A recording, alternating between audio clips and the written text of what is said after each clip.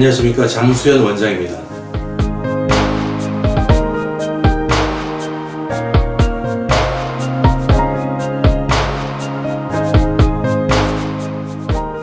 음경확대 수술, 조루 수술을 정말 받고 싶은데 막연하게 통증이 얼마나 있을까 궁금해 하시는 분들이 있어 오늘은 이 내용을 구체적으로 말씀드리려고 합니다.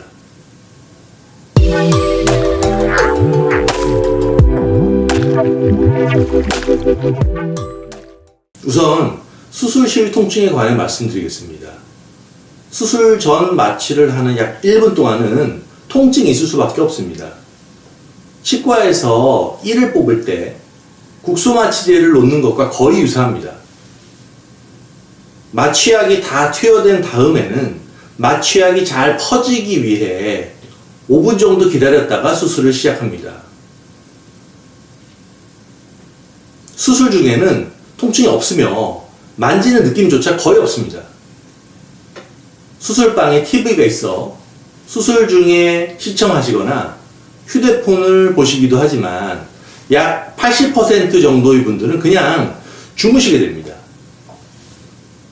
약 50분 정도의 시간 동안 그냥 수면을 취하는 경우가 가장 흔합니다. 일부의 분들은 수술 중에 푹 잠을 잘 수 있게 수면제를 투여해달라고 합니다. 어떤 수술에서든 대부분의 수술 위험성은 깊은 마취나 수면 때문에 발생하는 것이기 때문에 너무 깊지 않고 약한 정도로만 수면을 시켜드리게 됩니다. 안전과 수술 시 편안함을 동시에 해결하기 위한 조치입니다. 대부분의 분들은 수술 직후 생각보다 힘들지 않았다고들 말씀하십니다. 통증 정도는 사람마다 차이가 있고 진통제를 복용하면 거의 컨트롤됩니다. 수술 후에는 3일 정도 가만히 있어도 기본 통증이 있습니다. 음경의 뿌리 주위에 주로 통증이 있는데 음경은 오히려 과도하게 둔하기 때문에 통증이 별로 없습니다. 신기하게도 만 4일 정도가 지나면 통증은 사라집니다. 하지만 이때부터 10일 정도까지는 더 조심해야 합니다. 통증이 없으면 심하게 움직이게 되고 계단을 2칸씩 올라가는 등 수술했던 것을 순간적으로 잊어먹는 경우가 있기 때문입니다. 물론 최악의 경우가 봉합부 염증 정도이므로 이 경우라도 치료만 하면 됩니다.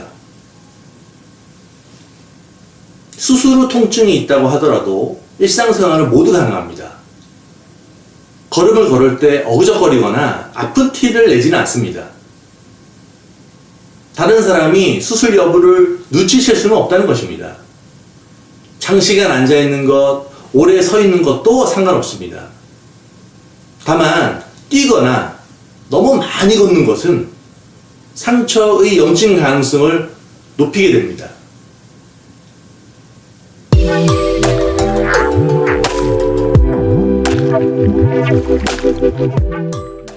발기통은 약 2주하고 3, 4일 정도 지속됩니다. 성인의 경우 수술 후 낮에 발기가 되는 경우는 극히 드뭅니다.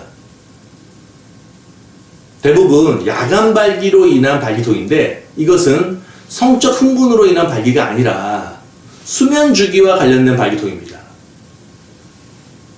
REM 수면이라고 하여 깊은 잠을 자는 주기에 발생하는 신체 변화 중 하나가 야간 발기입니다. 따라서 야간 발기통은 수면을 얼마나 깊게 취하는지에 따라 정해집니다. 아무래도 수술 후 평상시에 비해 불안감이 더 높아진 상태이기 때문에 야간 발기는 줄어드는 경우가 많지만 사람마다 상당한 차이가 있습니다. 야간 발기가 있으면 통증이 있어 잠을 깨고 발기는 죽는데 이로 인해 잠을 설치는 경우가 있습니다. 아주 예민한 성격을 가진 분이 아니라면 보통 2주 반 정도부터는 발기통이 사라집니다. 수술받은 대부분의 분들은 통증이 별로 문제되지 않는다고 말씀하십니다. 만약 좀 엄살이 심한 분들이라면 타이레놀과 같은 진통제로 통증을 조절하면 됩니다. 참을 필요는 전혀 없습니다.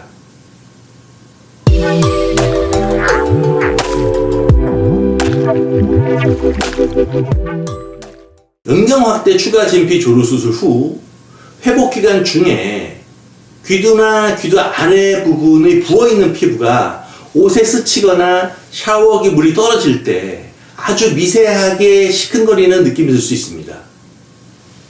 이런 시큰거림은 시간이 지나면서 서서히 줄어들다가 없어집니다. 이런 시큰거림이나 뜨끔거림은 불편하다기보다는 잊어먹고 지내다가 불현듯 신경이 쓰이는 정도인데 생착 과정과 관련이 있어 일상생활 중에 어느 순간 나도 모르게 없어집니다. 아주 드물게는 수개월이 지나도 약간씩 남아있는 경우가 있는데 이런 경우라 하더라도 간단하게 생착 촉진 약제를 쓰면 금방 없어집니다.